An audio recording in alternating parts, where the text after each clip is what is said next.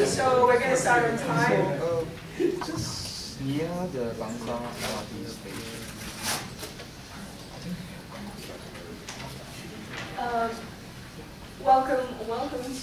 Welcome to our ninth.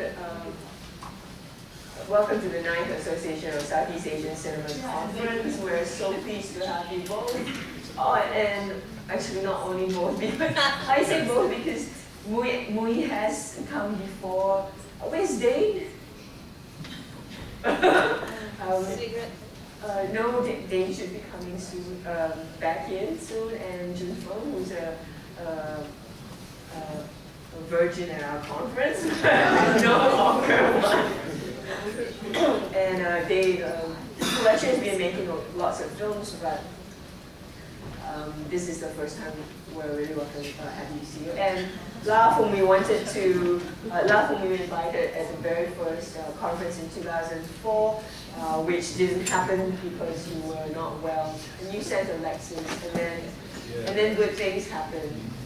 Because that's when Alexis came and started up Criticine, and that's when Tian came and started up the Asian Film Archive, and they're still around.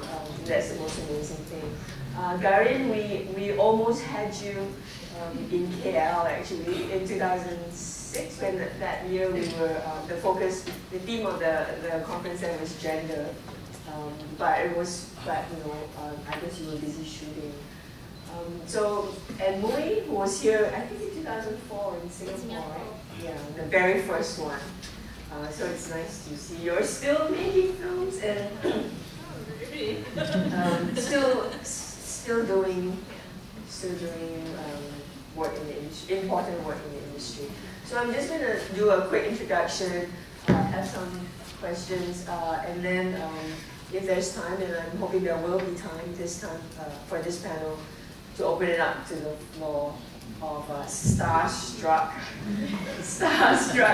conference participants. That's why they weren't queuing up around the table to get your autographs, because they were so starstruck. Perhaps who I'll start with is Garin Nugroho.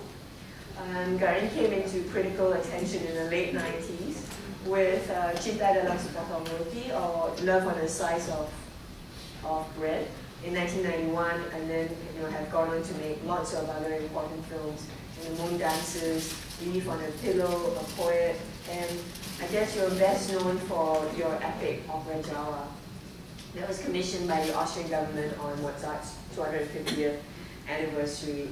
And lately you've turned to a more overtly political rather than metaphorically political themes with Blindfold, which is about how Islamists are born in a way, and also biopics of historical figures that are maybe not as well known as the ones that are more mainstream.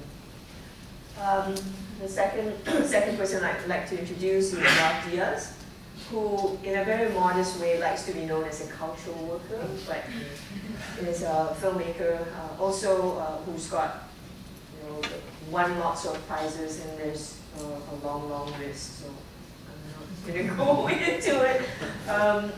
But I am happy to say that I survived the over 10-hour evolution in Cebu City many years ago. And I think what is very important is that you came up out of the ashes of Philippine cinema in the late 90s, and have continued to make films, found your aesthetic, and sort of have continued to do that, to make films that are very important about the Philippine history. Junfeng's feature debut, Sandcastle, in 2010 was invited to premiere in the International Critics Week at the Cannes International Film Festival, and to compete for the Camera d'Or Award. And at that point, you had made a lot of short films, successful ones, and you also had an episode in the feature Lucky 7. And we were very privileged and very lucky to get permission from you to show Parting, which is from 7 Letters, the film that was commissioned upon Singapore's 50th anniversary. And The latest feature that you've made, The Apprentice, also premiered at Cannes, but this time at the Answer Tolega category this year, and it's been picked up for international sales by Luxbox, a French company. And we are hoping that it will come to play in Malaysia, hopefully in November. Hopefully. Tan Chui is a short film filmmaker and a reluctant feature filmmaker who's made 2 features. The Love Conquers All, that won the Tiger Award in Rotterdam, and Year Without a Summer in 2010. And she set up Tapong Pictures in 2004 with Amir Muhammad, James Lee, and Liu Sing-tat. All of them are still successful in their own ways. Amir will be coming back to filmmaking after becoming an even more successful publisher. And what? A mogul. So you can hit him up for money for your next film. So if Amir and James are known as the fathers of the do-it-yourself film movement in Malaysia, I think Mui is the mother of the movement. Because she has continued to nurture young talents through her efforts, curating not just the S Express, I think that's just the kind of newest version of that, but also harnessing film talents from around the region to mentor upcoming filmmakers in Malaysia with the Astro Short Films workshop, starting up something called the Next New Wave, which you can all find on Facebook, and then a very bad film school, which I think speaks for itself, right?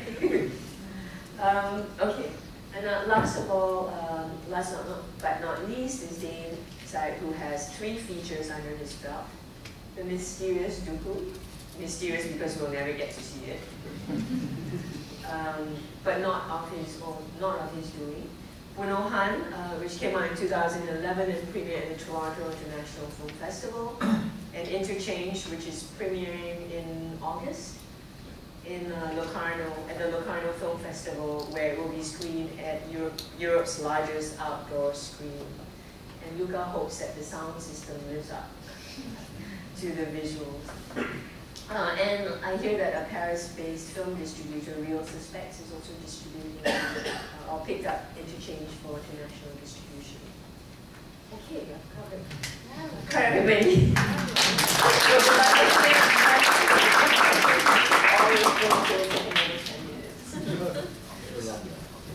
So we're going to start, because film has this ability to condense time or hold different times together through montage. I'm going to start with a shot, sort of almost the opening shot of Rohan. So yeah, we'll do that, and then we'll get to talking on touching on the themes of time, space, and the visceral.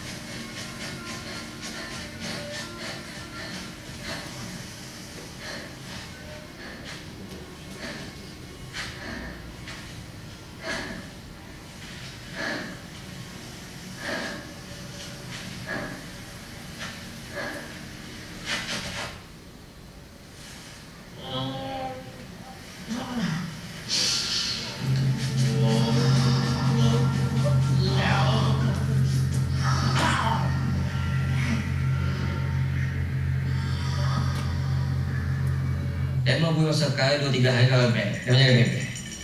Kutek lembo. Kawan anjing. Ini anjing. Saya.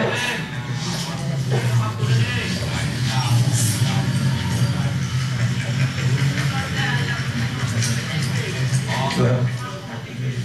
Okay.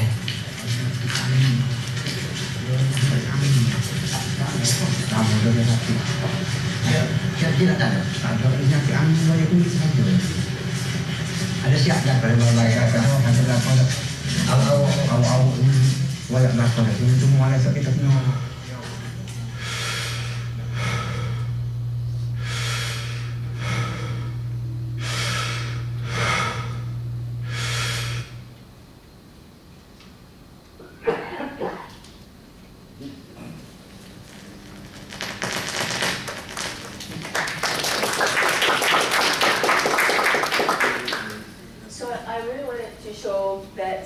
Because I thought that the beach scene encapsulates 2 or possibly 3 different times into one. But the expanse of the beach makes it seem seamless. It's also one moving shot that's unedited.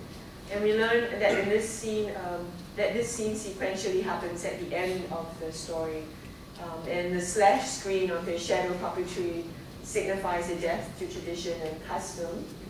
And of the old way of life and of the puppet master through patricide. And through the torn screen, we see the young boy, who's possibly a spirit, running away to get help. Then we're back to the dark night. And the screen is always a metaphor, and someone like Hassan Muttalib would be the first to comment on this. But here, the torn screen invites us cinema or wayang kulit viewers to the other side of the screen. And of course, in wayang kulit, the people can actually sit on both sides of the screen. And if you listen carefully to the sound, you can see a kind of ritual music coming in, or rather traditional music coming in. So again, to signify a different kind of time. So it reminds us, I think, that what happens in the movies on screen is but a reflection or projection of real life today in Malaysia. And the notion of enmeshing both the viewers and the actors on stage and off stage, fiction and real life, unseating the viewer by turning the headlights on us as viewers and performers alike is repeated in the following night scene when the headlights from the motorbikes blinds us, right? Before stepping into another scene of the younger brother who's a boxer. So I guess I wanted to ask, all of you have dealt with or are dealing with representing national geography and history in your films, and can you tell us what motivates your interest in these issues? Dain, would you like to start with explaining why you include this sequence here?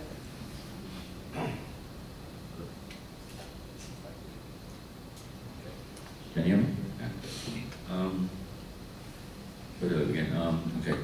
It's just, to me, the style of the film really in many ways hints at or encapsulates on the many levels the kind of things that the film attempts to, if you like, deal with in its layers. There are 2 or 3, and one is, I mean, you're right, when you say that it is about this the screen of tradition or Malay culture, but at the same time, to take up what you just said, I didn't frame it like, it's framed so fully that in a way it is the wayang screen, but it's also the cinema screen. So, and in that way, I mean, for me, those are one of the things that I had hoped always to run through it, simply because I think there are many things, and then of course there's the question of time in the beginning, and then the idea that what I call, with a lot of oral people, people with oral cultures, I always, this is me, I just like to think that they live in a vertical time, because their stories are repeated and repeated and repeated and repeated. There are only nuances and changes of the same story, particularly because the 2 men, there's a tradition, because actually we shot it but we did not include it in the end for a lot of other reasons. There's a healing ritual tradition in Malay culture on the East Coast. It's called the Mayong. That healing ritual is to heal the sick, but it's much more of a psychic healing as well. and it's dramaturgical healing. They actually do a drama with music and everything, and these women go into a trance, and it's really quite amazing. And somehow or other, sometimes also there's connected to the wayang. Say, for example, a person is sick, they're sick, and then in the middle of that, they get questioned, and there's an interlocutor, somebody asks questions. And sometimes what comes across is this, they tell you their desires, the desire for this, for that, and then they get up, and then we did this one, and they danced. She got up and danced. So everyone followed the dance. But they also have, I was quite fascinated, they have this thing called wayang angin, which means if you're sick for the cinema, for the image. And so all these things come into play simply because, like I said, the stories, because I did a lot of work there. I've done about 5 years of work, not more, on the nature of narrative in the land, how we live with land and how we shape the land, and the land in turn shapes us. So the whole kind of, so I did a lot of work into the traditions that come out of there, from healing to theatre, to stories, to midwifery. So all kinds of things, how people actually live on the land, and how they influence the land, and they shape the land. So in many ways, I guess, you know, for me, that's a place where I grew up in a long time ago. But I think what I wanted to show also, and why I go back to that kind of place, is because I think we all share this in Southeast Asia, where we live with so many contradictions, side by side. You know, we live with these contradictions. And I think that if there's anything that characterizes Southeast Asia that I love, and of course you can say a lot of countries live with this all over the world, but in particular in Nusantara region, and in this region, it's the contrast is so amazing, and it's so rich, and particularly, of course, I'm always inspired by Indonesia and Indonesian stories, because the islands themselves are so like thousands of islands and thousands of stories and cultures. So for me, there's only one aspect of it that I felt that was important in terms of whatever that I do, you know, whether the film is called whatever you want to call it, you know, whether it's commercial or mainstream or whatever, but I think it's important always to have an element of my own culture in that. Okay, who wants to go next?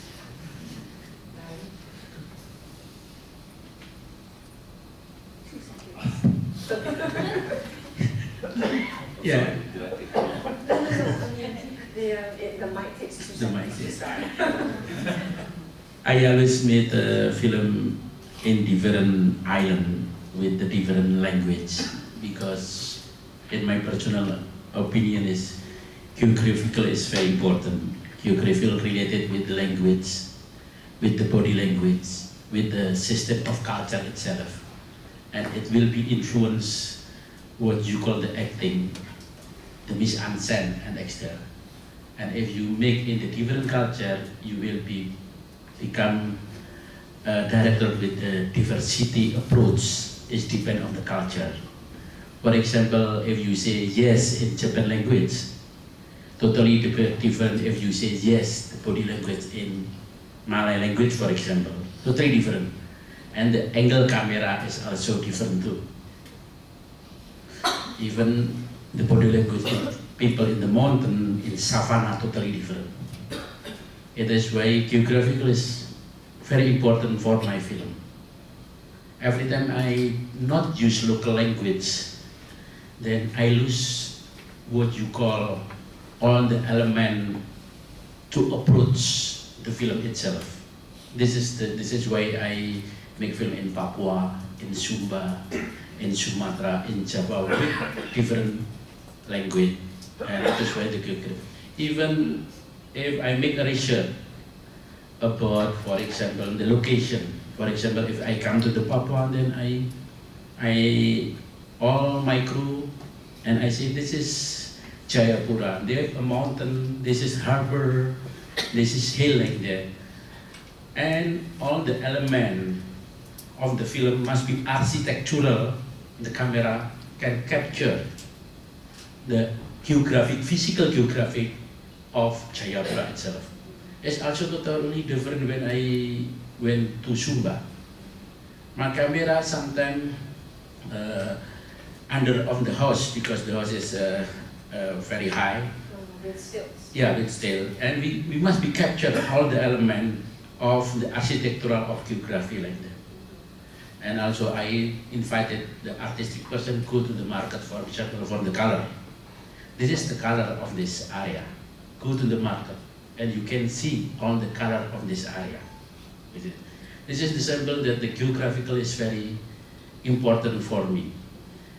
System of culture is related with geography. In the system of culture you have about the artifact, all the artifact, all the sound, all the movement, the body language, even all the everyday life of the people like that. And it is why sometimes the scenario must be adopted to the culture itself. For example, in the letter to an angel, oh, a woman. What is everyday life of a woman? Oh, in the morning, he make the kain. In the night, he go to the sea looking for the fish, and the night is different again. And then I adopt all the scenario that in one scene, he make the kain. In another scene, he goes to the beach. In another scene, he goes to another place. And then people can understand, oh, this is the everyday life of this woman. Even the scene is totally different. Like that. This is why I want to say that geographical is influence all my film. The acting, the mise-en-scène, even the approach of telling the story. For example, film A Poet. I approach the same approach of oral traditional Didong in Aceh, tell story. In opera Jawa, the approach is more wayang kulit or the puppet. And every idea with the different culture make the way tell the story is also different. Just to kind of give the context of a poet, it's set in Aceh, but it's really the story of this poet who, during the Suharto purge, where people were kind of put into this area and slowly taken out to be killed. And you were telling me yesterday that that the whole process was actually based on some of the stories that the people were telling you. Yeah. I make a poem. The first time I read a poem by that poem, that poet, and I invited them, and invited all the people who experienced take in jail in 1965. And directly I am shooting without preparation. We make discussion with all the people who experienced in jail in 1965 with this poet, because this poet is only one person who can survive among 200 persons in one village, because another people killed by the military. And we make discussion and we reconstruct all what happened with this poet, with all these people too. It's like, my method is more like a traditional wayang. If you go to Solo on Java, for example, if you play as an actor in the puppet, wayang orang, you just come there. And the director only 30 minutes before say, okay, today the story is like that. And you become the hero, you become the enemy, you become like that. Every day like that. In the wayang orang in Solo or Jogja, every day. If you come first, you become the lead actor. If you are lead, you become not the lead actor. This is like that, It is why all the actor, even the director, must be a maestro. They must be know all the literature, all the history, all the music, all the dance. And every day they only come 30 minutes before show. It is the method I make several of my film. Even Under the Tree, I just only make a draft of the story. Then I give the story to all the actors.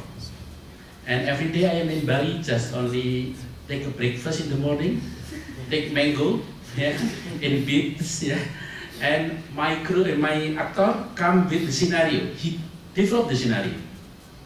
Then I give the draft of the character, and she developed the scenario. All of them, 3 of them. And then I said, it is good, it is not good, it is good, I just only drink orange juice. I was very happy to do like that as a director. Like that. Thank you.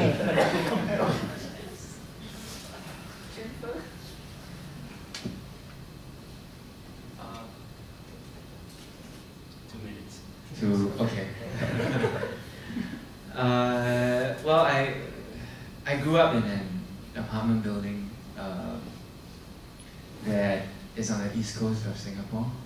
So I have to ask, is it a HDB? Well, it's a cross between an HDB and a condo, yeah, something that no longer exists. And the 20% of Singapore's land, ever since the 1960s, is reclaimed. And I happen to live on one of those. Most of the east coast of Singapore didn't used to exist. Most of the skyline that you see in the postcards are built on reclaimed land. So to me, it was always quite interesting how transient that space is, and to have spent your childhood on a space that didn't used to exist.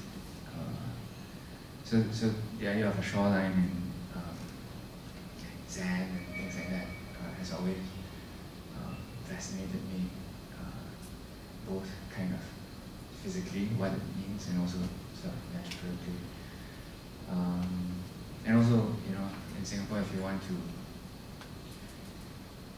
you want a break and you go to the beach, and it's most likely that you're playing with Indonesian sand.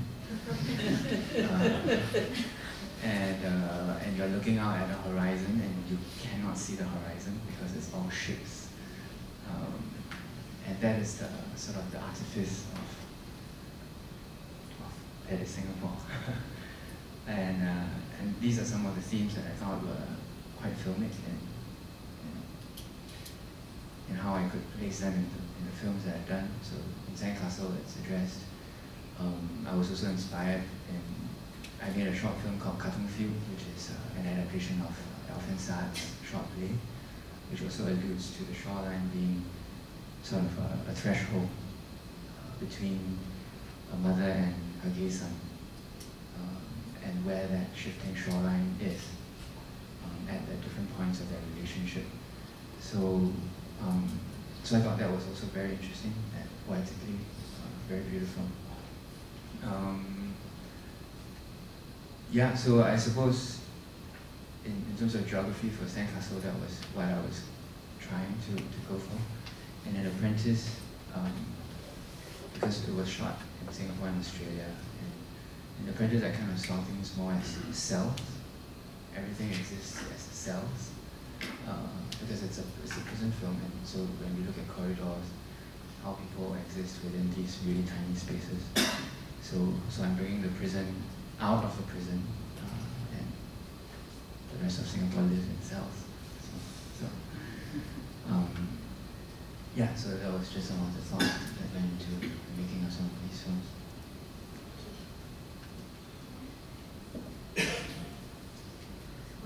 I actually grew up in a Malay village where the landscape is a bit like what you saw in Nugroho. It's really like very wide, really, yeah. And my family was the only Chinese family in the village, and I don't think I feel anything strange there. Like it's just to look back on it, there's a lot of like contradictions. So we grew up in a Malay village, but we don't really we will still talk about because when we have prayers and all that, then what the kid will be taught to say will be like, when you study well and when you grow up, then you go back to Taiwan and yeah, things like that. They always have this thing about going back. So what we had in the village is just like a passing. They have this idea, and my father was not even like a citizen. He was still having like a red IC. He cannot vote until he was 47. He grew up in Taiwan. He was born in Taiwan and came here when he was 7 or 8. So we always have this outsider sort of feeling. But of course I don't know, we do have like an imaginary homeland, which at the same time, what affects me a lot is like the physical homeland I have, and then this imaginary homeland that we want to go back, which we see from all these Chinese opera movie. When I was young, I was watching a lot of like this Hokkien opera movie from Taiwan, like a lot of historical story, and also a lot of martial art movie from Hong Kong. That was really my childhood. This is the influence we have. So for me, it's quite confusing because of the movie. Actually, it's not even a movie, it's like TV series from Taiwan and Hong Kong, which is supposed to be our homeland. And then we actually live very happily in this Malay village. And your father spoke fluent Malay. Better than his Chinese. He can't speak Mandarin, but he speaks Malay very well. So it's always a strange thing, which I don't think I really explore in my movie, because later when I want to make movie about this, maybe once I tried in my short film called South of South. South of South as in like in China, because the place we came from, like most of the Malaysian people from Fujian and Guangdong and all that, and it's like called the southern country, the south. And then later we moved to Nanyang, which is another southern sea. Oops. And so it's more talking about how this Chinese diaspora thing, which I try to really explore, but maybe not enough. Not with my feature film. But it's always a confusing identity for me, because I do write or create in Chinese, and then I quite often feel more belonging to the Chinese culture. But at the same time, I'm very deeply influenced by the place I grew up, but not culturally. Which I'm not sure, I guess I'm not the only one, especially like those going to Chinese school, having this thing about national or geography. It's quite split. The sense of loyalty, but not royalty and not patriotic. okay. but it's just like culturally, maybe since young culturally, I feel like I'm more a Chinese. Only until when I really travel to Taiwan or China, then I'm like, no, I'm Malaysian. Because you will see, those are really our imaginary and our romantic version of the homeland, like because of the older generation, the story we hear and all the writing we have. But to really break from that is when we actually go to China, mainland China or Taiwan. Yeah, then you suddenly realize it's totally not what we imagine. But the culturally, I will still have this confusion. I feel more belong in certain geography. And if we talk about like the geography in my film, I think whenever I try to make film of my hometown, the physical hometown, I really find it very hard. Summer without. The year without summer, because I don't think I could,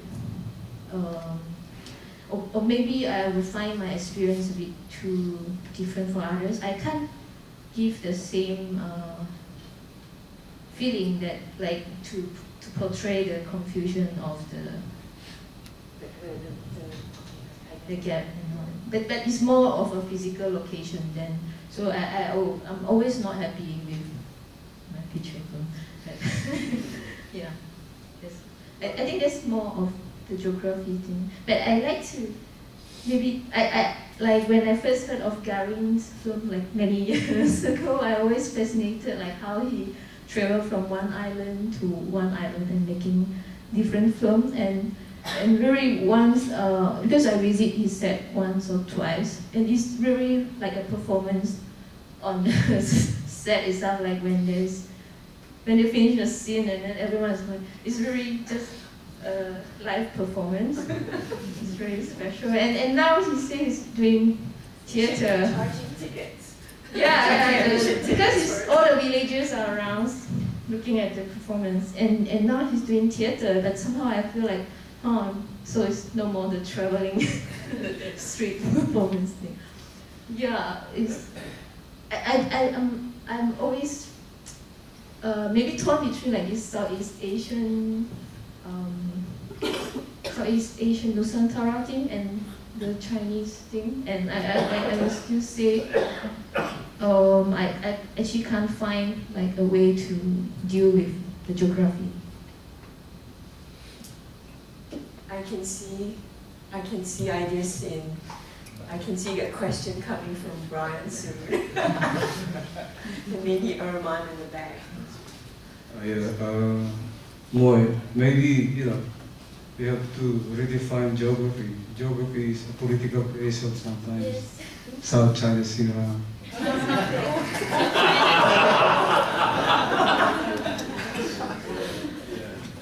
Claiming it. Geography plays a very important role in my films.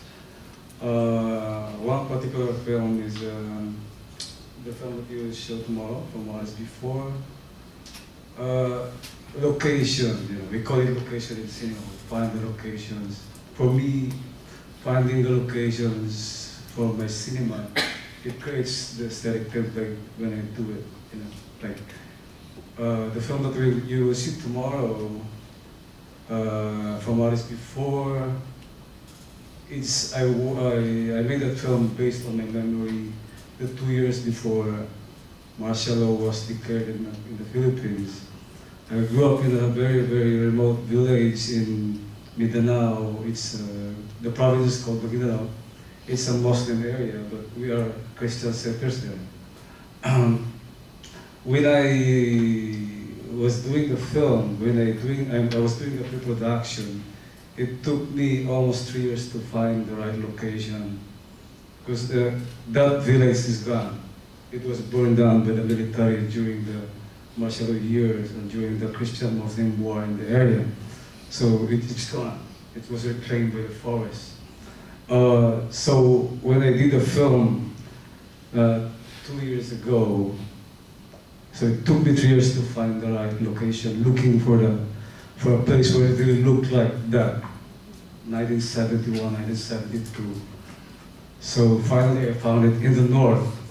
Ironically, I grew up in the south, it's Mindanao, and I found a place right at the northernmost part of Luzon. It's an Ilocano village. The Ilocano is the tribes in the north. I found a place that's very neglected. It looks like very much like the village where I grew up.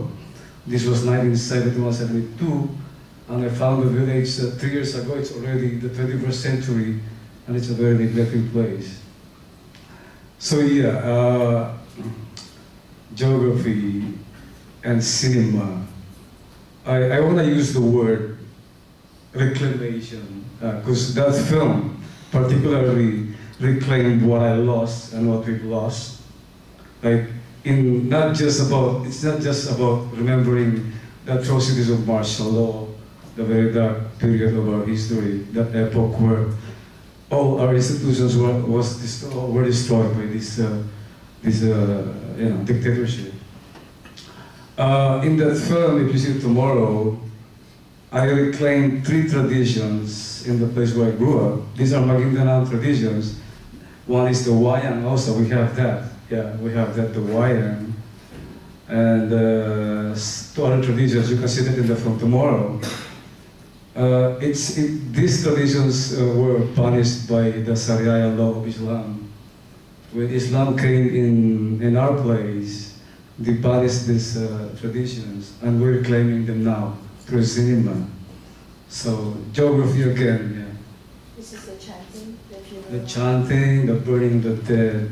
The chanting is like the wayang of Indonesia. but this is Mindanao. It's more of a kind of a grieving thing, mourning. When I was growing up as a kid, I saw this during my elementary years. I still saw some parts of this where the Magindanaons, when somebody dies, they would be, they will work on the memories of the dead. They will mourn the dead by telling stories about him. They will be talking about it the whole day by singing a cappella in verses about his life. You can see that in the film, really playing that in the film. Yeah. Geography is a political act also. South China Sea.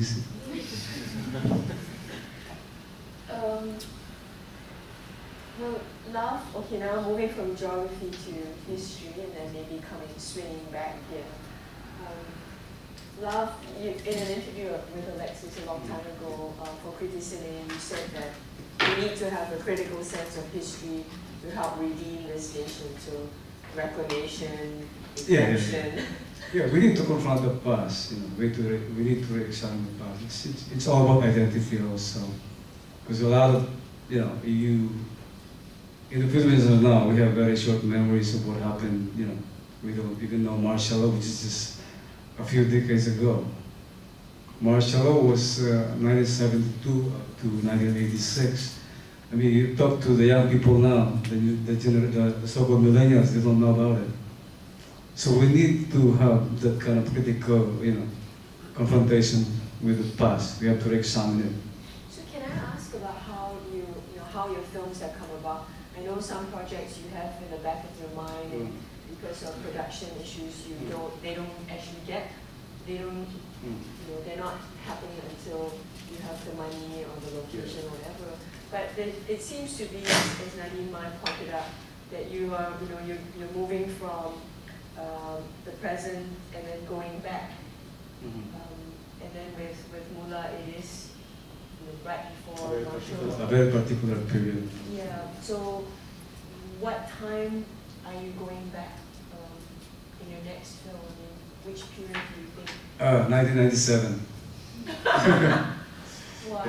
1997 is a very, very, I don't know, that year, so many things happened in the Philippines and in the world also. 1997, it was the height of kidnappings in the Philippines. It became the kidnapping capital of the country. The first 6 months, almost 300 people were kidnapped, and millions were given as ransom money for the kidnappers. And during that year also, well, Princess Diana died, Mother Teresa died, all those. But it's Reformasi. yeah. Yeah, so many things happened during that year. And So that you was all have to make films in 1997. 1997. And, well, Gianni Versace died also. During the year. Yeah, these three things happened. Diana, Mother Teresa, Versace, and so many other things happened in 1997. You go back there. Bring your memories back to 1997. Yeah.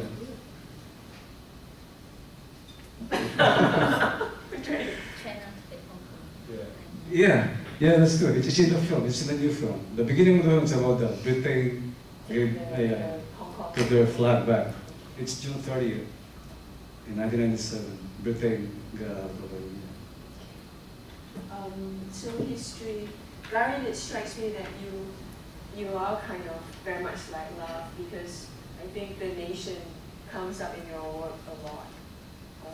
Geographically, because when you're doing this geographical thing, some critics might say that you're exoticizing these locations for the international market, but other people would say that you're representing you're not just representing a very homogeneous Indonesia or the kind of Javanized Indonesia but you are actually representing Indonesia in all its diversity. And you can see that very much with your documentary, My Family, My Films, My Nation, the Anak Seribu Pulau. So can you say something about why you're now going back to history with Sudia and Guru Bangsa Chukwu. Yeah, in my career I always try to make two perspectives. One is aesthetic journey with like opera Jawa, and the new one is silent movie with the black and white with the live orchestra. It's next September.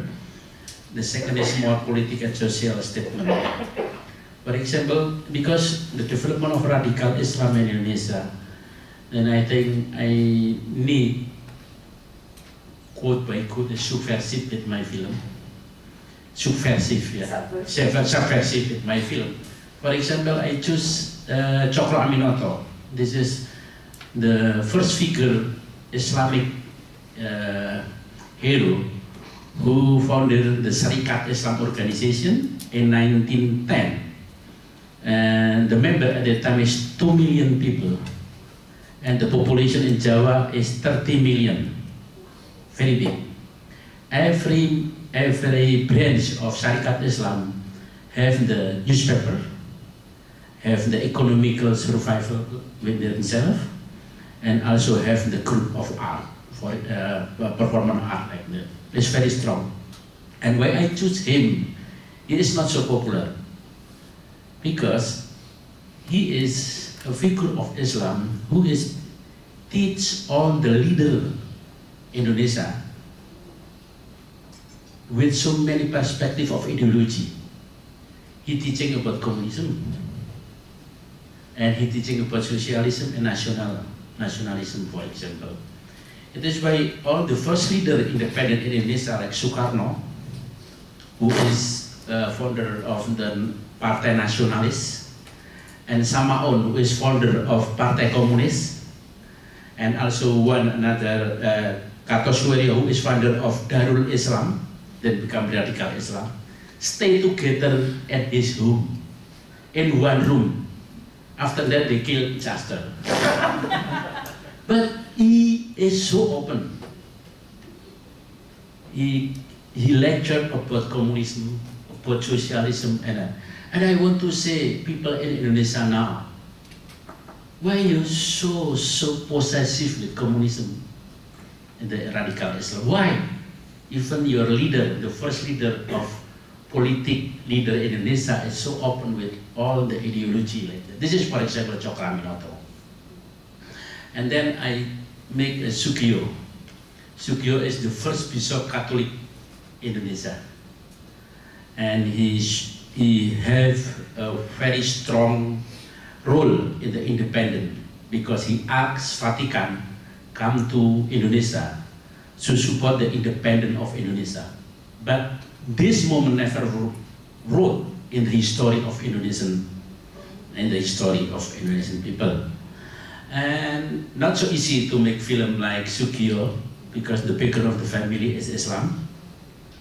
And Cheng become Catholic bishop, and I am a saya haji. Someone bikin itu so many critics in my handphone. I will kill you because you make a kafir film, for example, like that, you know. And I make a blind phone because 5 years ago, so many news in television that several family lost his daughter or son because they go to the radical national state Islam Indonesia. And then I make blindfold to reconstruct how this organization, the radical Islam, national Islam state, the method to recruit all the young people. Oh, to show how they recruit. Yeah, they recruit. And I asked the expert from former of this organization become my expert to reconstruct how they recruit. And I screening this film in 100 school. And many teachers very happy with this film because they know why so many young people went to the radical organization. This is the way that political statesman is important for me, to say no to the radical atmosphere in my country. This is one example. Thank you. Junfeng, in your feature feature film, in your first feature, Sandcastle, even though it's about a young man in school who, it's a growing up story, he also finds out that his father was a student activist in the mid-1950s, and had taken a role in the Chinese high school riots, and they were then painted as communists by the British. Why did you include this part of why did you include this as part of the family story? Well, I remember watching Tan Pin Pin's documentary, Invisible City, and in that film there was an older gentleman who went around this Chinese school and recounted how during the protests at that time, the tear gas was being thrown into the school, and the students jumped into the lake in the middle of the school, and essentially the lake saved them. And I happened to be from that school, and I spent 4 years there, and I've never heard these stories before. And in fact, when I was in school, the history that I was taught was the official version of history. Nothing from the accounts of these students and what they went through. And so as I was researching for Sandcastle, I was looking at these images of these students who were 15, 16 years old, and mounting a protest. It was just unimaginable for someone like me growing up in the 80s, so I wonder where that rupture had occurred, and why is there such a disconnect between my generation of young people in Singapore versus that generation, and where did all that passion and fervor go to? And so that was kind of the starting point of why I thought that was a very interesting commentary and topic to be looking at, because apathy is just something that maybe in many advanced economies that's what happens, but in Singapore, where we are really only just subscribing to one version of history, and we are really not looking critically at especially some of the most formative years of most independent Singapore. And I think that right now, Sandcastle was made in 2010, and ever since then, actually, more and more of such literature or accounts have surfaced, and now some of historians are being branded revisionist, like it is a bad word. It's like it's almost blasphemous to be looking at history differently, simply because there is such a firm belief that it was this ideology, this man, Lee Kuan Yew, and this party, that had contributed to the success of Singapore, and that was the only narrative that is acceptable. And I think that, of course, there is some degree of truth to that, but then we have to look beyond that, for a fuller understanding of history.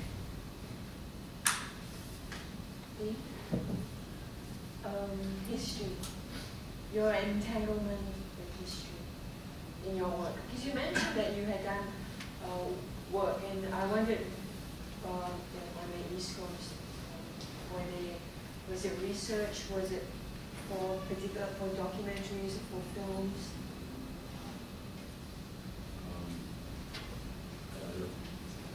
I don't quite know what your... Okay, never mind. I was trying to blend two questions into one. I think you are also very much interested in history, and that maybe you don't just think about history as limited by our geographical imagination of the imagined community. not restricted by national boundaries, because your very first short film that was very lucky to watch, and I still have that little book. It was Johnny Surabaya. Surabaya Johnny, which was about the 1965 coup in Indonesia. Yeah. So can you tell us about your interest in history and how it manifests in your work? Because I think, well, I think it's to echo what most of us have said here. I think history is very much ignored in this country, and how much of it,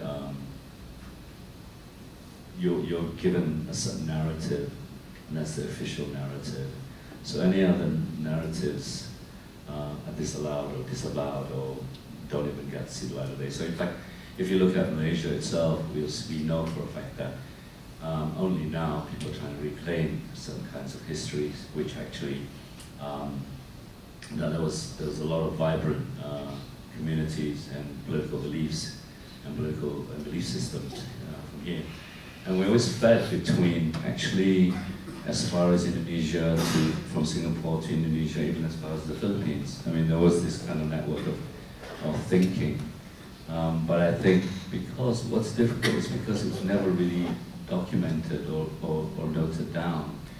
The Indonesians are a lot better at that, I think, because they had always a far richer intellectual history and intellectual culture that really believes in actually, promoting these things and actually then really documenting and recording it. So my interest in it, I guess, and I think I think we can't help it actually as filmmakers. I think, as you rightly put, it's the whole idea of geography one way or another between all the filmmakers is the, from Mui's perspective down to even myself. Like, I didn't grow up I grew up for a short period in the East Coast where I shot Bunahan. And that is always a shifting place because, my grandfather is Thai, mixed Japanese, Dutch, and my grandmother who came across the border was Southern Thai. My mother's side is Minang. There's so Minang right in the heart of Kuala Lumpur. And I think these are histories which get lost. And they're really, really amazing, important histories, actually. Because the only thing now, and I think it's important from the perspective of our culture, because I think the idea of history is something people don't really think about as a population because it's not encouraged, because the only thing is official history. And that's why I think it's very valuable for storytellers, be it novelists, be it painters, to actually bring up these kind of narratives simply because, we're not, unlike Europe, where, like I said, centuries and hundreds of years of recorded documents, we don't. So therefore, we don't look to the past as history. We don't confront history. And so for me, I think we can't help it. Maybe, we know it, or even sometimes maybe intuitively, we can't help but actually, even from the perspective of someone like who lives in the city in Singapore, the lack of, or the not being able to see the horizon because of the ships is as much an important aspect, the lack of it, as it is the fact that some people like Garin and Love are lucky enough to actually be really placed so deeply or so embedded within your geography. As I mentioned, because for me too, sometimes I grew up in the East Coast, but after that I left and I lived for 26 years in England. That was the mother country of the colonials. So it's like the motherland. So, and I understand very well, because I always lived, when I was living in England, it's like, I always felt, even though however close I was, my values were very, my love of literature was all English literature, but I always felt I was outside looking in. Then I come home, and I felt I was outside looking in, because I wasn't really, in a way, I didn't gel, I wasn't the Malay that I'm supposed to be, whatever that is. Yeah. And so it's really, and that's, basically what we were saying, it's that shuffling back and forth between space and place. I know what it's like. For years, I thought, because I always believed that the best artists are artists who knew where and who they are. Even if they needed to reject it, they could at least reject something. But I had nothing to even reject, right? So, but I tried over this a lot, looking at, I read a lot about this, because I thought it was a very important aspect. If you want to be a creator, if you want to create, you need to be on, almost as if you need to be on solid ground. And maybe, I guess, that question you asked, and I didn't say, but perhaps that the thing about Bunahan was returning for me when I started back on this journey, because I've done video installations, I've done commercials, I've done all kinds of things, and documentaries.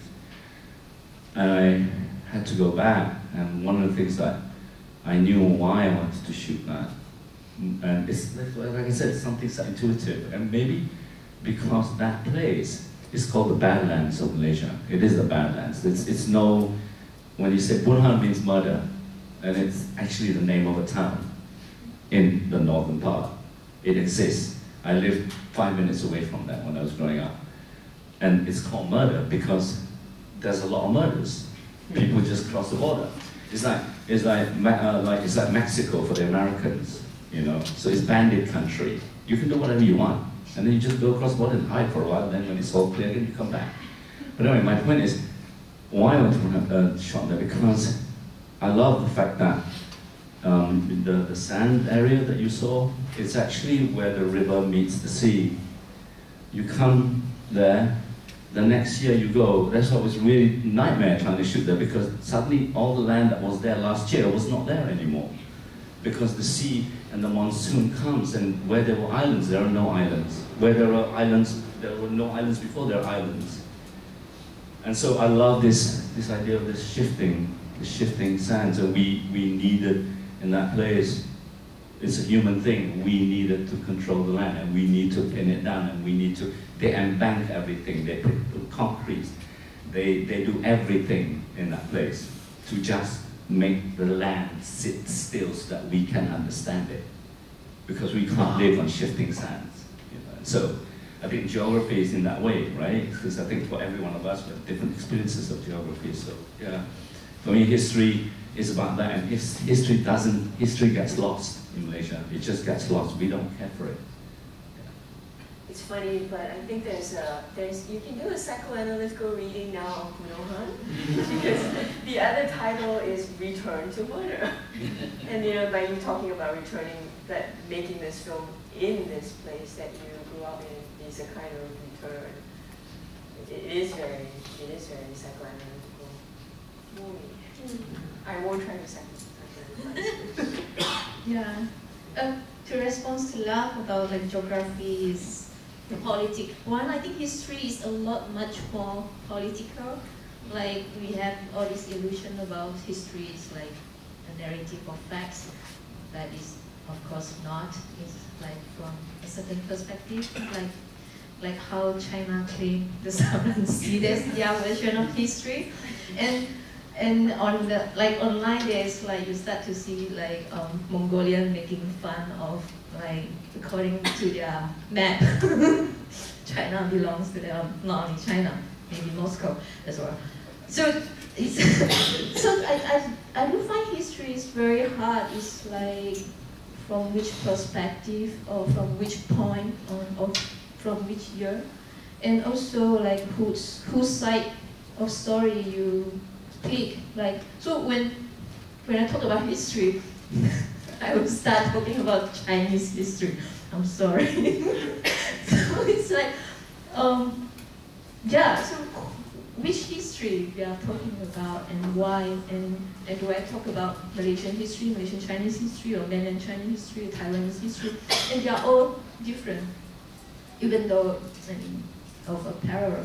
So I don't know, I have a very, even more confused sense in history, and also of history as fact and of history as fiction. And I do like one short film of Junfeng a lot. I saw it in it's like a music video of a celebration of Malaysia. But in that version, Singapore never leave Malaysia, so it's like a, I don't know. So it's like history as a fiction, or history like as a human experiment or social experiment. Like what if that happened, or what if actually, I'm not sure. I find history even more confusing. Whose version and what you tracing back, and which way we choose to trace back. I don't know. I would say I rather like Junfeng's way of tracing back history, or maybe I forgot what's that.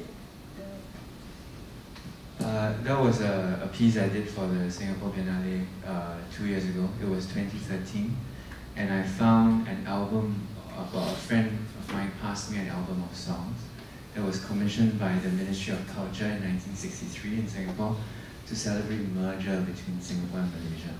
And obviously those songs were only relevant for 2 years.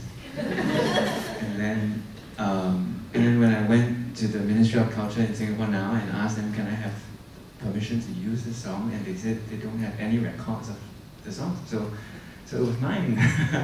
So I used it, I made it into a music video, whereby, because in 2013, we would, if Singapore hadn't separated from Malaysia, we would have be celebrating 50 years of merger.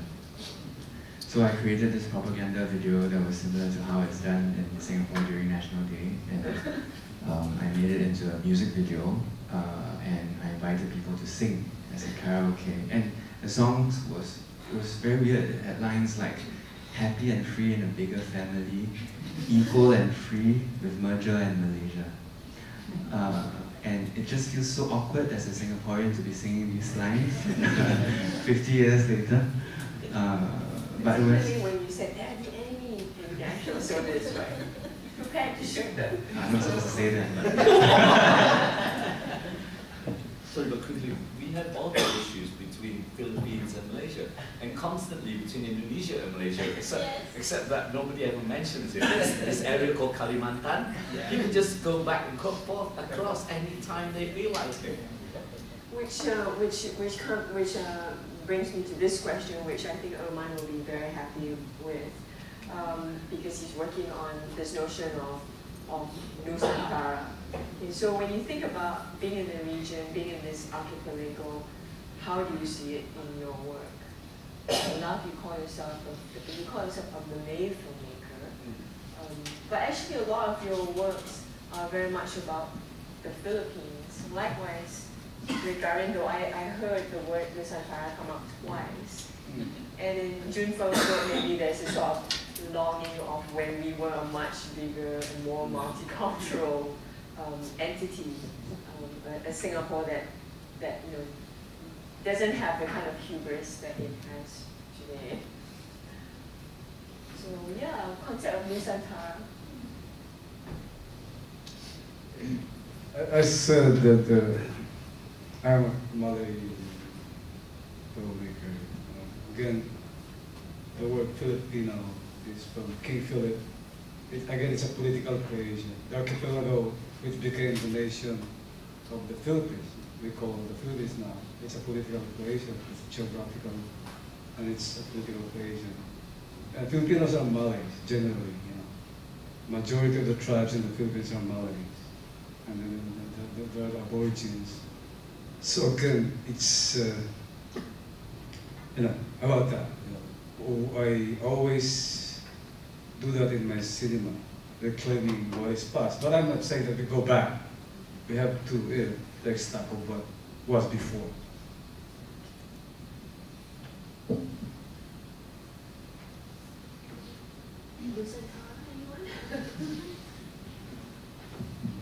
Yeah, now Nusantara has become a popular terms in Indonesia too, because they want to change the Indonesian name become Nusantara. But Nusantara is also from the words of, for example, some people see Nusantara from the word from the Malay like that, but from Indonesian point of view, Nusantara is more archipelago, from the Majapahit kingdom like that. But I think the important thing for Archipelago is the reality that we are a multicultural society. So many paradox, so many surprising things, so many unpredictable, and it is why it's become very interesting to make a film in the Archipelago era. You will become like quantum leap from one culture to another culture. But also I never saw one culture become one culture, and one culture become more multicultural. Even in Papua, half of the population is not from Papua. Even Papua is the black, the black society, the biggest one in the area of Asia, like that. Yeah. But as an archipelago, it is the interesting thing, you know, because with the archipelago, that the sea is also important thing. It is not only the border, but it's also the history itself. You know. It is why I am so happy life in the archipelago, because if, for example, if I came to Papua, not so easy shooting in Papua. You must be deal with the guerrilla there. In every place, the guerrilla and the freedom activity. For example, I bring 300 freedom flag of Papua, and of course I cannot come to the Papua at this very difficult time and work with the head of the in the military freedom there, for example. But if I go to another island, it's totally different again. Maybe if I went to Philippines, it's also different again. I think archipelago is the fact. It is the history, it is the geographical, but it is also the destiny that we are a multicultural society. You can make a big wall like America and Mexico. You cannot do that.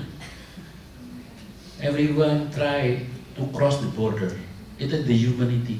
This is the era of migration. You cannot stop we are the migration society. And you cannot stop the idea of the migration society. We are the nomadic people, like the oldies. And make a film traveling from culture to another culture is a quantum leap, you know. It's every time become zero.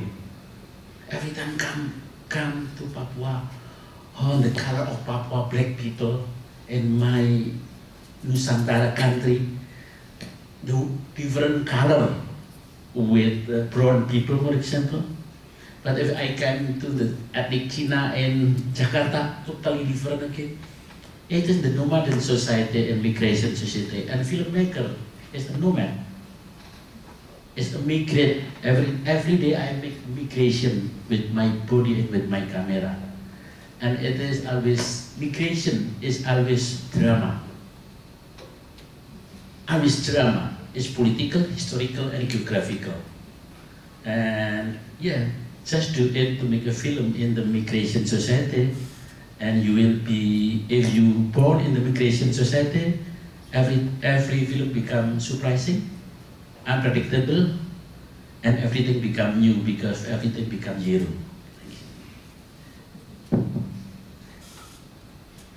If not, I was gonna ask a fun question. What are the perils of location shooting? And I know Garin has a lot of funny stories to tell. Mosquitoes. Snakes. Oh. The walrus and the gangsters. Mosquitoes, you have to use that so they can hear you in the back. Mosquitoes in the Philippines it's always that you fight the mosquitoes, the snakes. You know. The last time we shot with the one that went in Berlin, a lot of it, the Soulful Mystery. We were shooting for like 6 weeks in a rainforest. So mosquitoes, snakes. Nobody got malaria. No, thankfully, no. Yeah. Filipinos are tough race. What's the question? Perils of location shooting. The difficulties, the dangers. I guess the most special one I had was Year Without Summer because for some crazy reason I decided I want to shoot the scene with moonlight, and it was possible because in 2010 there were Canon 5D Mark II, and it can actually it's very sensitive in low light, and we can actually use moonlight, but it's just that I have to shoot all the scene during the full moon nights, which is like of the lunar calendar is like the 13, 14, 15, 16, 17, we can still use the moonlight when it is still very bright. And I don't know, then I realized I'm probably the only one that knows things about moon. Like I have to explain to my crew, the moon actually came out every day, different time, like there's like 40 or 45 minutes delay every day. So on the day of like 15, maybe it rise at 7 o'clock, and the next day it will be 7:40. And then the tide is so close with the moon rise and all that. So during the 15th of the lunar month, the tide will be the highest and the lowest. So what will happen is you might if you shoot at the wrong time, maybe there's no water at all, or maybe your camera is like 6 feet under the water. And these are like all like crazy knowledge for a lot. Like a lot of people don't know about this thing with the sea and the moon. And they were, yeah. So when, because I think even the first thing when I tell people, do you know the moonlight is bright enough for you to see everything, like on the full moon? Because when we were kids, on a full moon night, we run around the beach and you can see everything. And most people don't know that. And then I realized most people don't know there is such thing called moonrise. You can see the moonrise from the sea, maybe once a month, or maybe 3 nights in a month. You can see that, very beautiful. It's so much nicer than sunrise. But I think almost none of my crew seen it before. And then they also always underestimate this tide difference. So it could be when you miss the hour, like when the tide goes to the lowest, we can't go back from the island we're shooting. You can actually walk back to the village, but the boat can't pass anymore because the water level is too shallow, and we have to camp on the island. I think that was the most crazy location shoot, because it's for most people very, it's not like something that it's any common knowledge. Garin, can you tell us the story about the train? Which town was it? Or you can pick one. So many stories, because you make a film in different geography and culture. But for example, like Blindfold, the Blindfold film. Yeah, because I contact with the founder of the radical organization, then the top level of anti-terrorists. The name is Densu 88. Come to my home with about 10 soldiers, complete with the gun, and close all the street, surround my home in Jogja, and all the people of the neighbor become, what happened with Garin Nugroho? Because the top level of Densu 88 has come to my home, for example, and we discuss from 9 o'clock in the morning until 4 o'clock p.m. And when I give them coffee, they didn't receive, they make their own coffee, because 1 week before, some of the members of anti-terrorists is dead because of the poison. Poisoned by the coffee. By the coffee in Kalimantan, and it's sometimes must. And this is, I always have experience like that, but it's suspense and surprise is part of the drama, as it is the essential of film and the essential of filmmaking. If you didn't have suspense and surprise, it's better you die. It's better.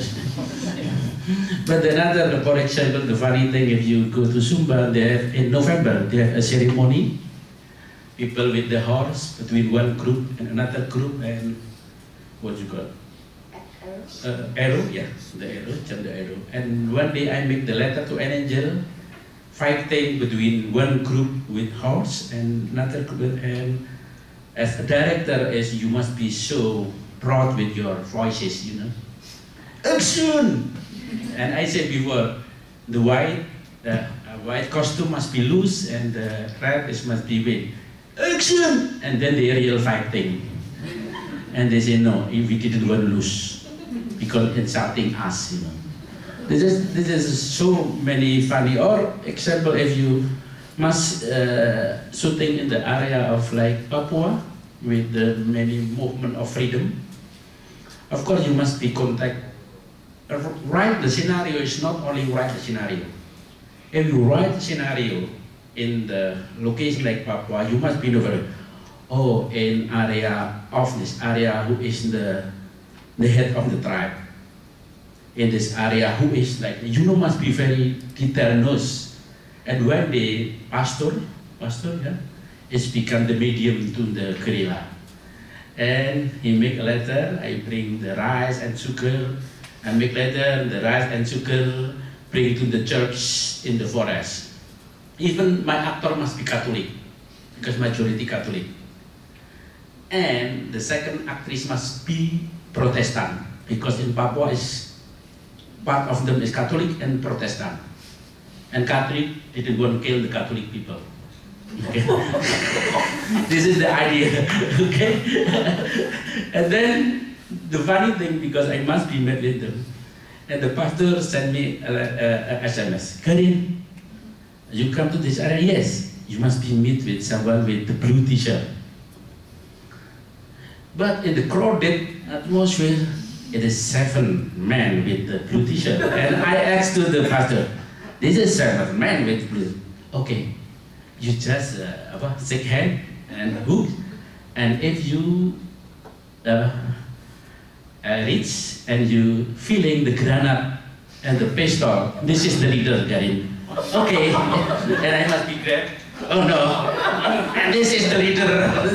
This is the symbol.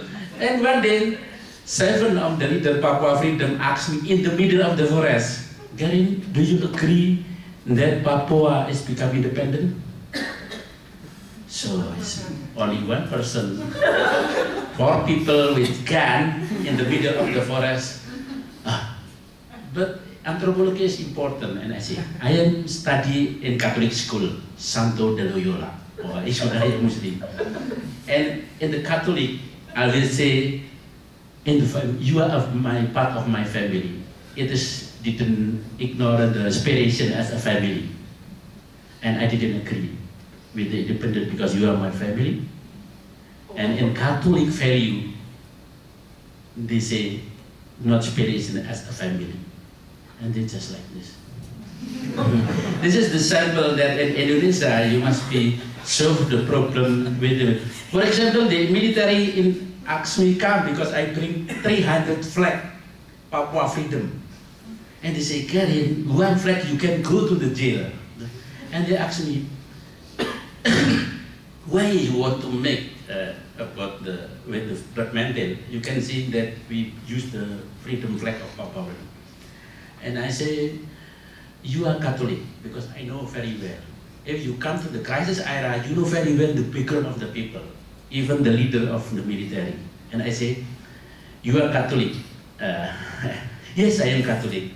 And the Catholic, you know, we have the Old Testament, Old Testament. Testament, and the new one. And the Old Testament is blood by blood, and the new one is blood by love. This is the idea of the Catholic. And my film, 60% is about the old one, blood by blood. And the 30% is about the new one, is by love. It means I must be described how the violence here. The news cannot come without the old one. And then he saw me like that. Are you serious, Garin? And I answered, yes, I am serious. And then he's so kind with me. And then, okay, we make like a deal. You can sing a song in the, for example, national song of Papua like that, but it's more personal deal with it. This is the story that in every places in Indonesia is funny story. It's suspense and surprise.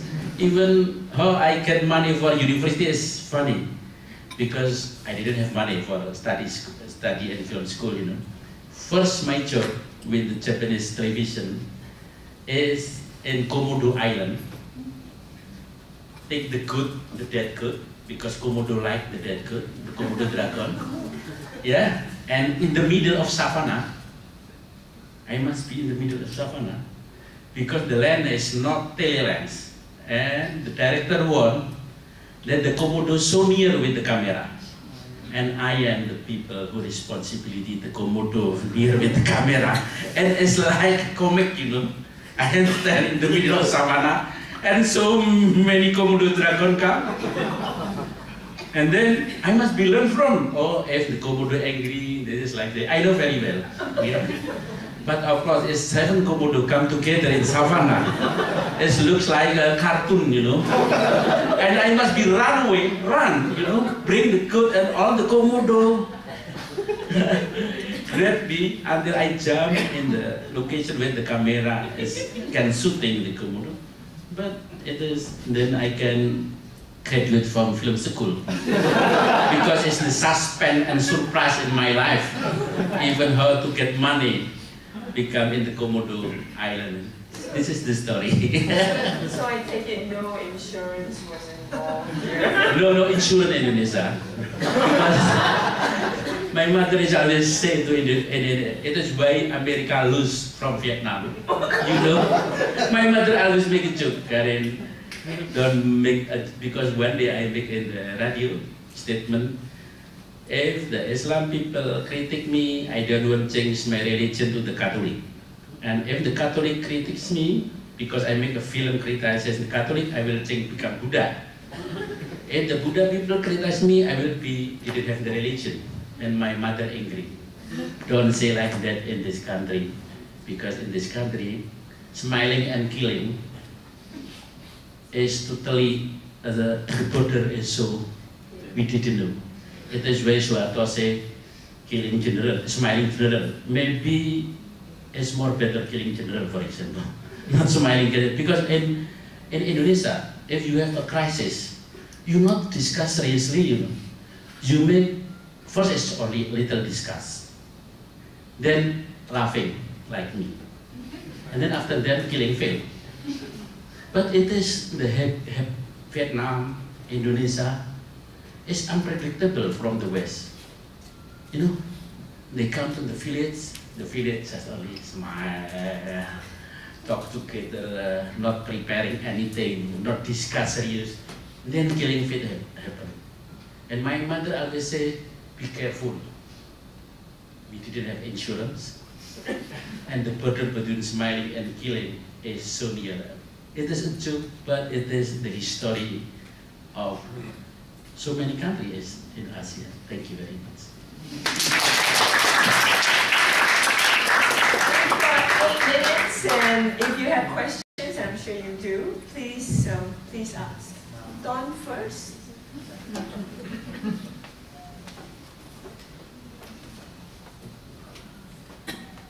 This is for Diaz. Kidlata Himik credits his filmmaking to a kind of cosmic trust that if you invest your innermost self, your most authentic self to your work, the universe will cooperate. And he calls it Bathalana, which is his own understanding of Bahalana, which means literally let come what may, but Bathalana means let the gods take care of it.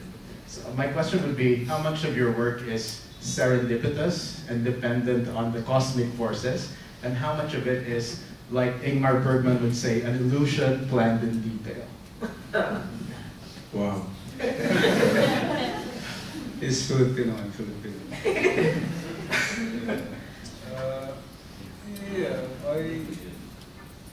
Every time I do cinema, those things come in, and of course you prepare, and then during the course of the shooting, because My process is very organic, and I always revise the script during the shoot, and we improvise.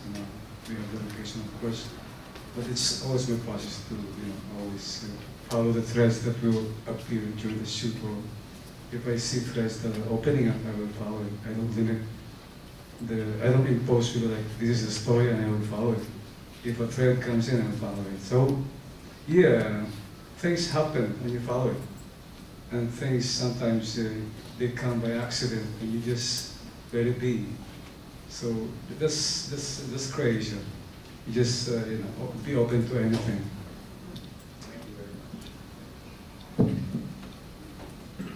No questions?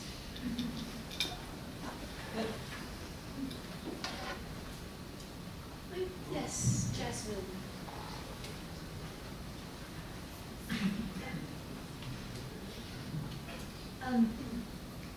Hi, this question is for Love, Diaz, or anyone else who might shoot maybe in places where they're visitors, and I was curious about the sort of reaction or interaction of the local sort of community when you're there shooting. Yeah, in the case of From Artists Before, the film that you will see tomorrow, is a very, very remote place. It's the northernmost part, village of the country. It's facing Taiwan. On a clear day, you can actually see Taiwan. At night, you can hear, Taiwan radio, Taiwanese radio. It's the very first time that they had that, a shooting. They were just shocked. What is this? People were shooting. We were shooting in their midst. They were like shocked and stunned. And we involved them actually. We befriend them, we involve them. We get people from them as a part of the crew. After a while, they become part of the family, of the filmmaking family. Do you send the films to them to see? What's that? Oh, do you ever send the films to them to see the finished product? No, we planned that, but we didn't have time really to go back and show the film with them. But we're still connecting with some people there, the places where we stay in the houses, and they see the radio, they see the news, so they're happy.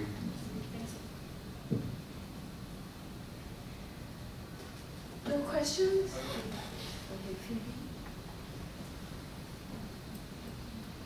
Hi, thanks everyone. My question is for all of you, and I suspect most of the people here know what it's going to be about. I look at film sound. And so I'm wondering, at what point when you're conceptualizing a piece, does sound come into play for you? Do you think about it first or sort of look at it incidentally? Thank you.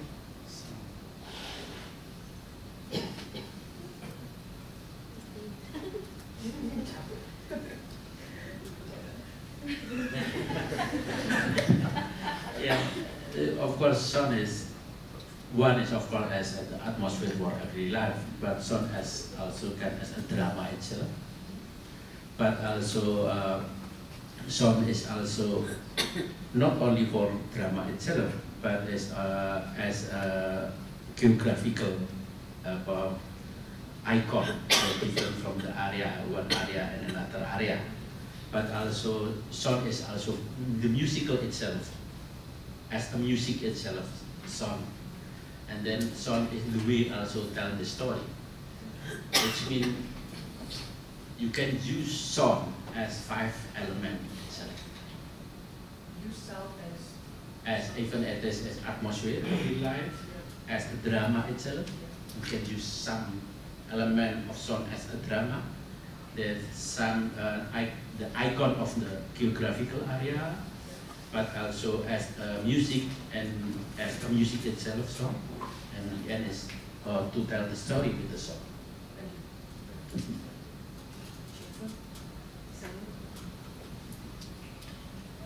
Well, for Apprentice, it was a part of the concept to use sound because I needed it to be very psychological, and also because we shot a lot of the prison scenes in Australia, so some of the sounds and the birds that you would hear in Singapore and things like that were planned in advance so that geographically it all made sense as well.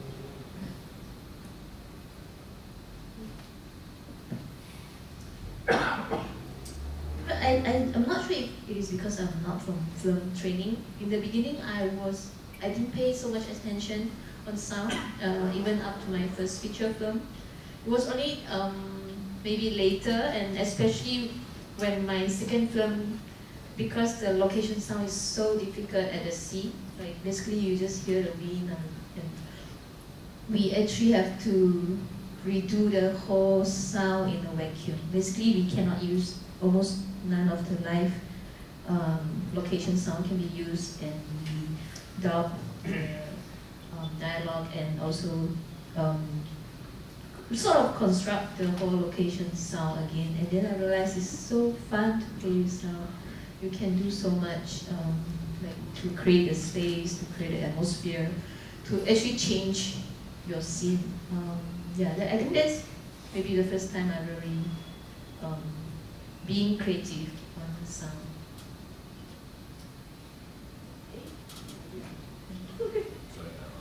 We're asking about sound. What do you think about sound? How do you think about sound when you're actually making a film, in the beginning or only at the end? No, I mean, sorry. Yeah, I think about sound from the very beginning that I approach my stories, because I think it's not just important; it is part. It's almost, when done in a particular way, it's another character in the movie, and so it's extremely important. I actually find it also very exciting to do sound, and partly because I think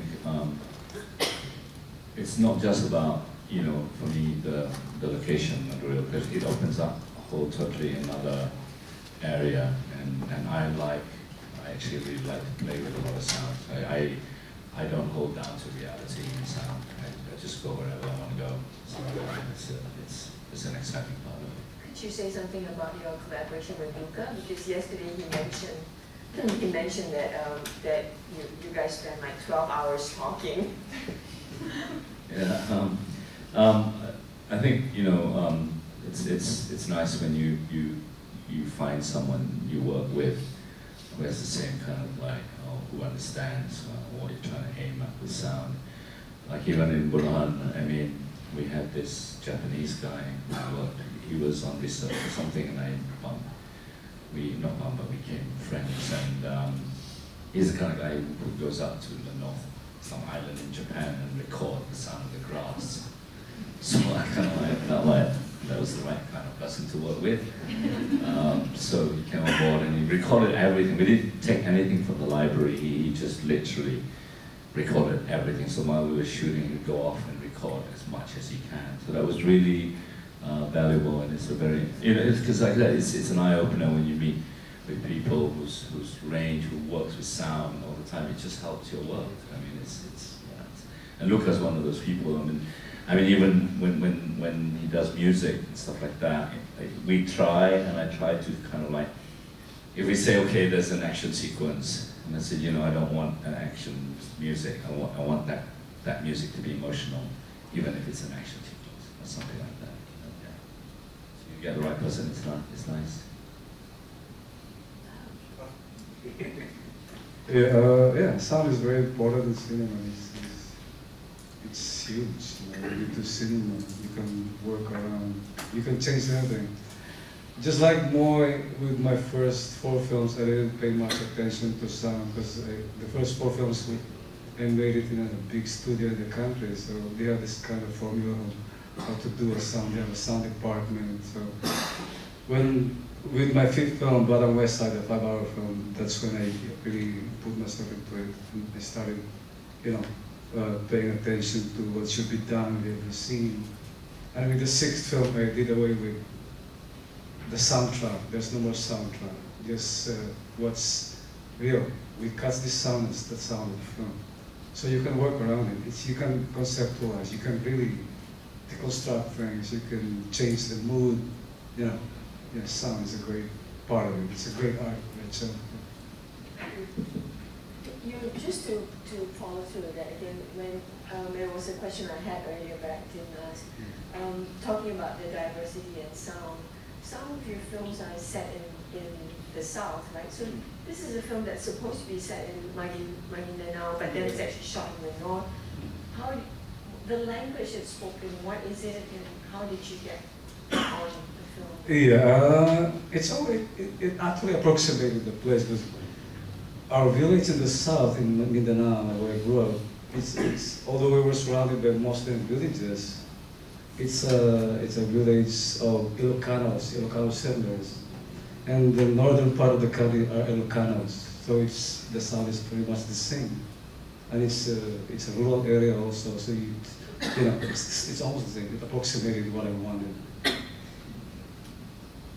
Can I just add something? So, just wonder, which I sometimes wonder how you guys do this, but I mean, it's like when I remember sometimes when I'm shooting something, and the sound is so, the delivery of the actor's dialogue and everything else, and you know when you go back to the studio, and this is the thing we look at, it's like you need to clean up the sound, and if you can't clean it up, you need to ADR it in the dubbing room, and you just don't want to do it. You just, whatever it is, please do not cut that word out. Do not re-record it, but you can't help it. Sometimes I can't hear it. So then there's the sound of this chicken in the background. I don't hear any chickens. Right? Where was there a chicken? You know. So it's things like that. And did you get like really obsessed like that? Can I answer? Does it matter? I mean, it does, right? Most of my films are like, if you watch my films, they're very dirty. Yeah. I don't want to clean it up. Yeah. Okay. So that's my position now with the sound. You know, I want the real thing. Yeah.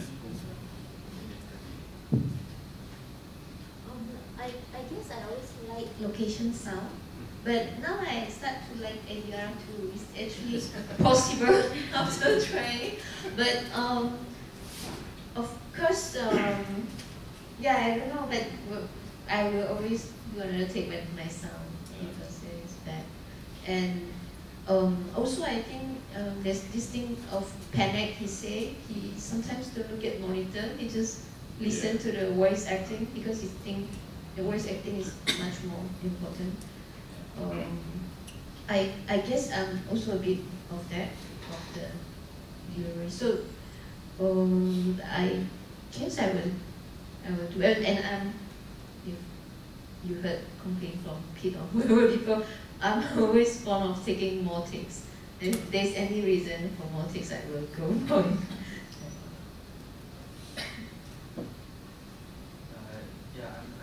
I'm quite precious with location performance of actors, and usually, if let's say there was a chicken, I want the chicken. No, I mean, I would rather maybe, let's say, if there was a take that really worked, but then there was some glitch or something, I'd rather maybe just do another take, but then just use the sound of that one word or something and then just replace it, rather than use a whole other take for that. Yeah, I think it depends on the concept of the film too. Yeah, depends on the concept, but I hate dubbing. Yeah, because I have a very worse experience the first time, and until 1980, majority Indonesian cinema is dubbing.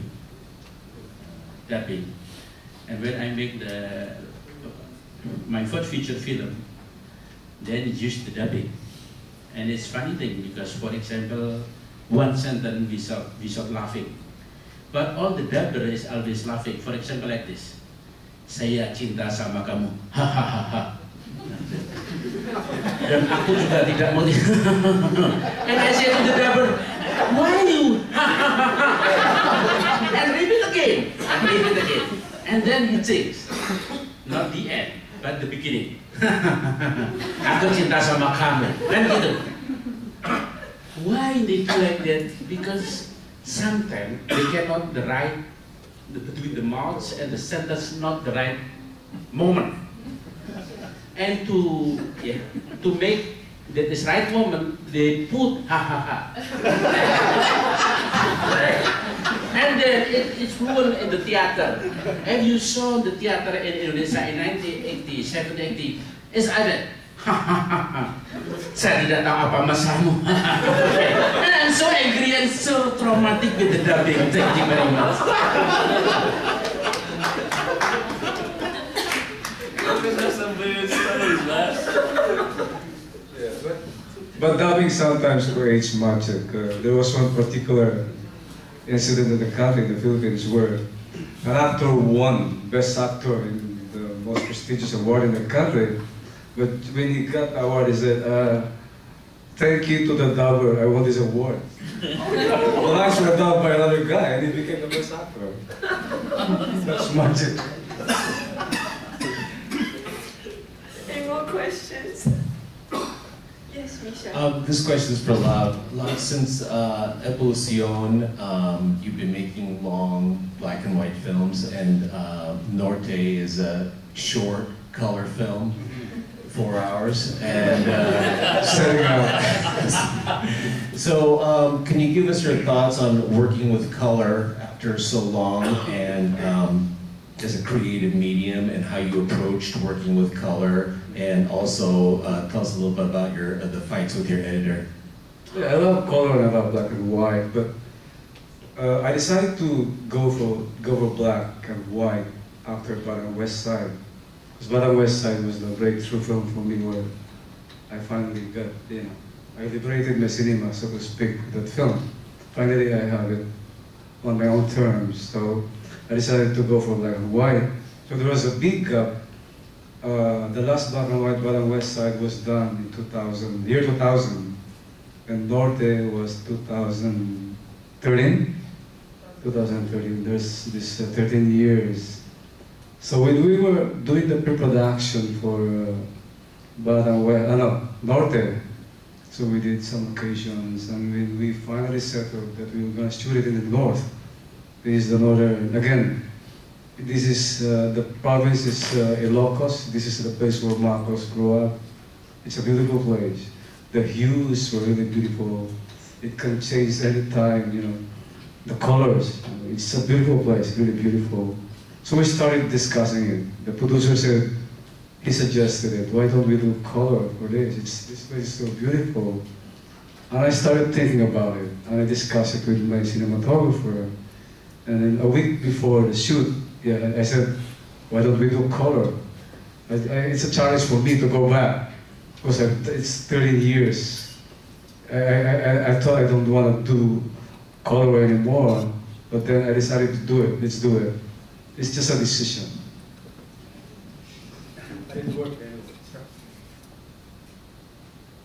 I have a question off the back. I'm curious about Southeast Asian collaboration. I know Dain on Interchange, you have Nicholas Saputra acting. Could you some of you comment perhaps on the future, the potential, the issues, the dangers of say collaborating with actors from other Southeast Asian countries? I think Junfeng, you have a Malaysian actor on your Apprentice. Some comment on that would be interesting. Collaboration. It also Regional collaboration. Yeah, I think it's going to work. Especially with the diaspora here. The Southeast Asian thing is we're so connected. We're Malays. Indonesia, Malaysia, and the Philippines are Malay. The Malay culture is so connected. We just, again, it's geographical, thing where they divided us. Indonesia went to the Dutch, Malaysia went to the British, and we were, plundered and mangled by the Spanish for more than 300 years. So, yeah, I think the collaboration would be very good, about, how we would be thinking as a region again, and at the same time, the interactive thing. Over dinner last night, you were talking about collaboration with Garin. We were talking a long time ago with Amir Muhammad, no? Yeah. Yeah, we planned to do an omnibus thing before, like how do we connect our being Malays? We go back and then we should do an omnibus. Well, he's now the Mongol. Yeah. Should go back. That plan. Yeah. China and the Philippines, no? I did do omnibus, like a Southeast Asian omnibus, but with Chinese money. So it's with Alicia, Thailand, and then from Royston and from Singapore, and me, and then we have Milizek from Myanmar, and then Channing Liang from Kuching. Not geography. So Yeah, it's actually quite a fun experience, and to have all these directors talk about their country. But I would see this happen a lot more also because there are a lot more, I think we have a lot more, not only collaboration, it's also relationship, like Brad Liu, he's Malaysian, but he's making film in the Philippines, and like also assistant cameraman for you, and things like so. Yeah. Yes. Love conquers all. So I'm sure, and also I think like the thing Anthony Chen just produced was also like Singapore, Thailand, and all that.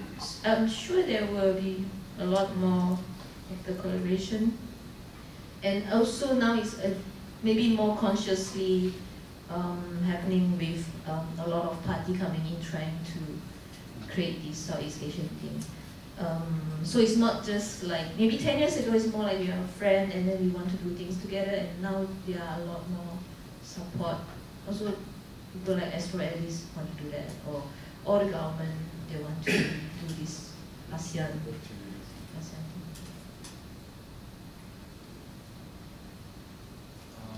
Well, I suppose when we were casting for Apprentice, we knew that we were going to cast in Singapore and Malaysia. I suppose I always kind of saw Malaysia as kind of a cultural hinterland, where, I mean, we speak the same. And yeah, we spent about a year casting, and I remember when we first came here, we didn't really know where to start, and so all the actors who came were not very good. And so my casting director and I, we literally walked into a DVD shop and we picked out all the Malaysian films with like an older actor in it. And then there was Bunuhan, and so we started binge watching the films in the hotel room, and then in Bunuhan I saw this old man with white long mane, and I was like, who's that? And then in the end he's cast as the hangman in Apprentice, So I think our industries may feel quite separate, but actually culturally there are so many similarities. Yeah, I think it's a good idea because I always love cross the border.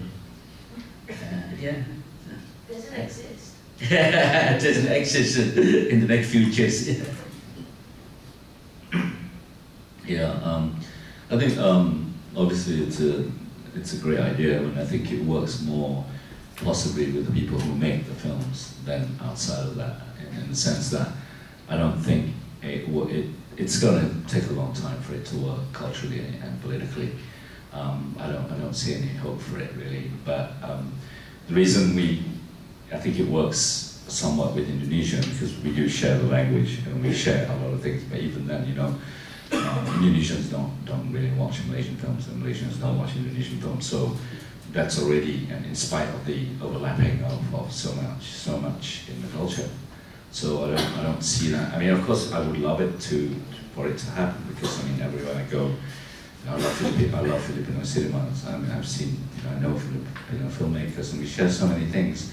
But I don't know. I'm just not really hopeful in the way, because I think it takes a lot more than just the filmmakers doing it. Even though I think at the same time this may sound like a contradiction, but in fact the filmmakers are the ones really who always, within the context of the political and the social, are the ones who actually push it. Because in many of these countries, in our countries, Southeast Asia, because we always think that culture comes from above, and that is a problem.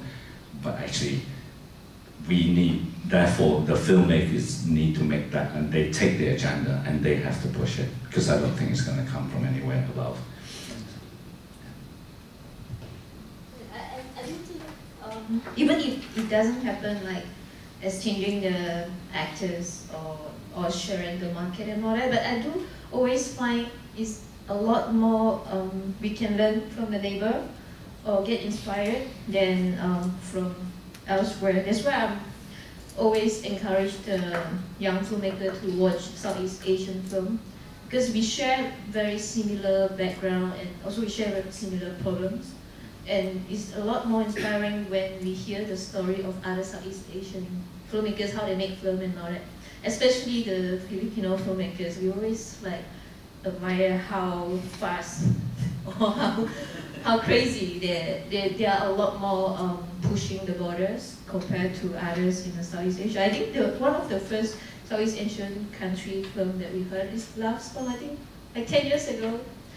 What's this festival director of Hong Kong? He came. He's one of like the first, not Jacob.